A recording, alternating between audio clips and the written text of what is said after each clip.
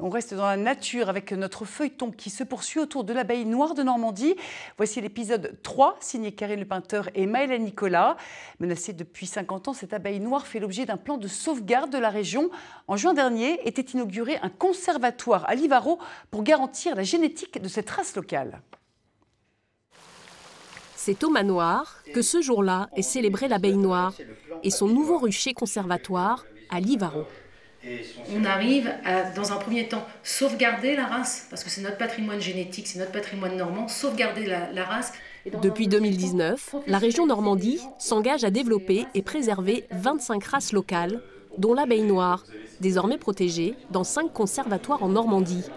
Leur ambition, établir un périmètre dans lequel la présence quasi totale de l'espèce locale est garantie.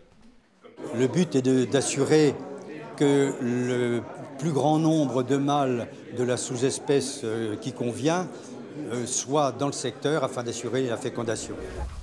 Difficile de surveiller la provenance des mâles.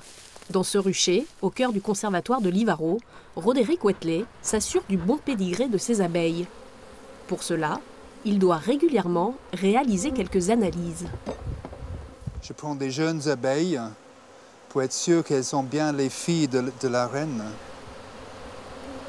Mais ce jour-là, ces jeunes protégées sont plus agressives qu'à l'accoutumée.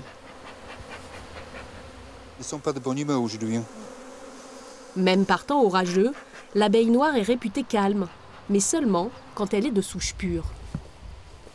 J'ai des doutes pour celle-là. D'habitude, les abeilles noires ne se comportent pas comme ça. Même qu'elles soient noires de couleur, on verra qu'on fait une analyse de l'ADN, mais je ne serais pas étonné de voir qu'elle est peut-être de type Carnica ou caucasienne plutôt que noire. Pour vérifier la provenance de ces abeilles, Roderick Wetley réalise des analyses morphométriques. Il doit pour cela scanner les ailes et les comparer avec sa base de données. Un savant calcul détermine l'appartenance ou non à l'espèce recherchée. Cet individu-là est d'une abeille noire. Mais un seul individu ne suffit pas à déterminer l'origine de toute la colonie. Dans la colonie, en fait, il y a des groupes de demi-sœurs. Elles ont toutes la même mère, mais jusqu'à 20 différents pères. 20 pères différents, dont plusieurs provenant cette fois-ci d'Espagne ou d'Afrique.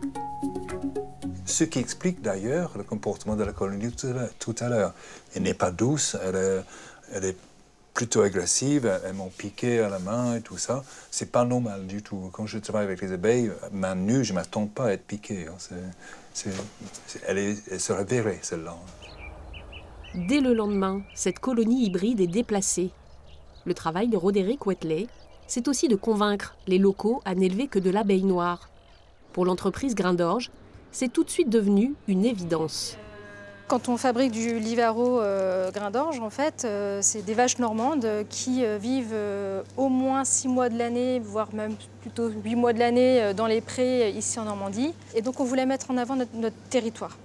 Et donc l'abeille noire de Normandie nous a semblé être vraiment quelque chose d'important à préserver.